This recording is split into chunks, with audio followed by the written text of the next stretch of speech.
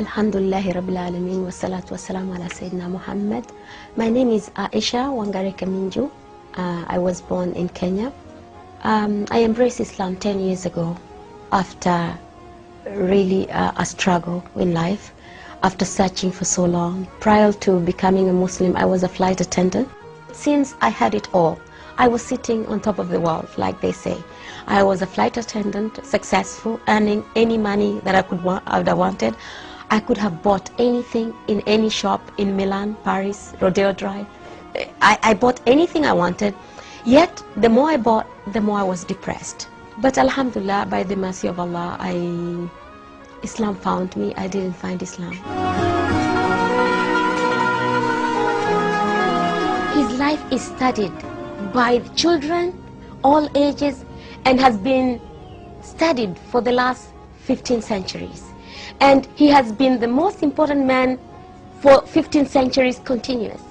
He has been the most read about man, the most talked about man, and continues to be. I mean, and every aspect of his life recorded. We don't have to struggle to find out how he lived, how he ate, how he sat, how he talked.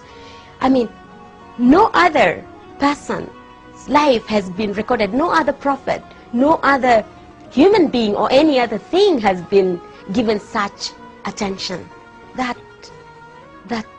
And subhanallah, it would be difficult to choose what part of Prophet Muhammad to talk about. Did I know Muslims? I knew Muslims since I was born. My next door neighbors were Muslims. I worked with Muslims. My colleagues were Muslims. My best friends were Muslims. But the saddest thing is they never invited us to Islam. They treated us like those kuffars. Those kuffars. We never saw the Quran. We were not supposed to touch the Quran, you know, those najis.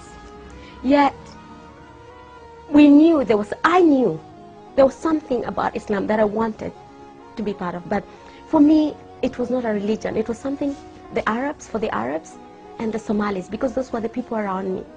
But I didn't know that it was something, Islam was something I could be part of.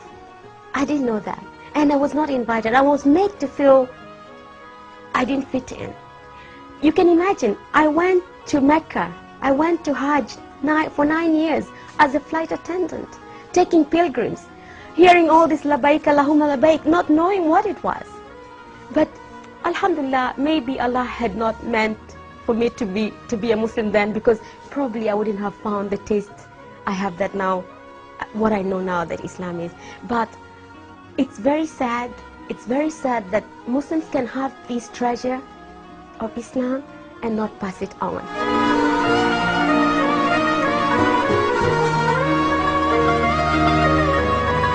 Before being a Muslim, he was just a man, an Arab man, a crazy man who went around with a sword in the hand and probably threatening everybody to chop off their heads if they... I didn't even know what, because he was not introduced to me.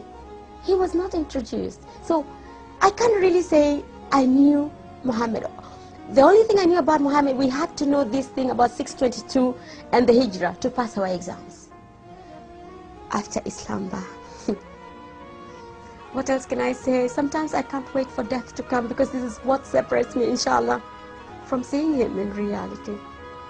What can I say about the man who Allah subhanahu wa ta'ala chose to be the carrier of his last message, the mercy of humankind? What can I say about Prophet Muhammad? I don't possess those words.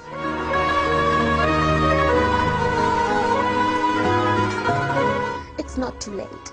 It's not too late just to open their eyes, to look at the world, to look at Islam is the hot topic. Take the advantage. Take the advantage and give the message. Deliver the message. We have to deliver the message.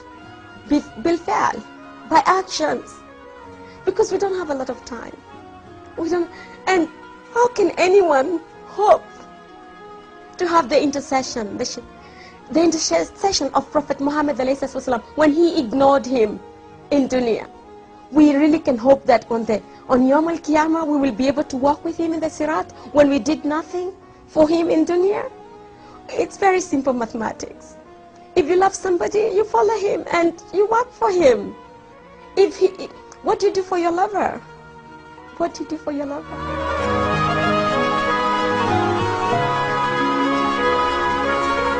If I didn't die or faint and die, I'll tell him not to be sad.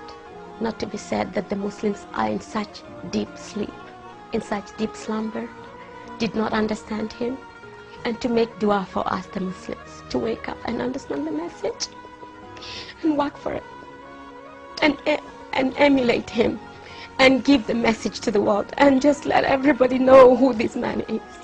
I would ask him to make lots of dua for us, and ask Allah subhanahu wa ta'ala to wake us up from our ghafla with mercy, not with a big bang, before there's no other time, before the end comes. I would ask him to make lots of du'as for us.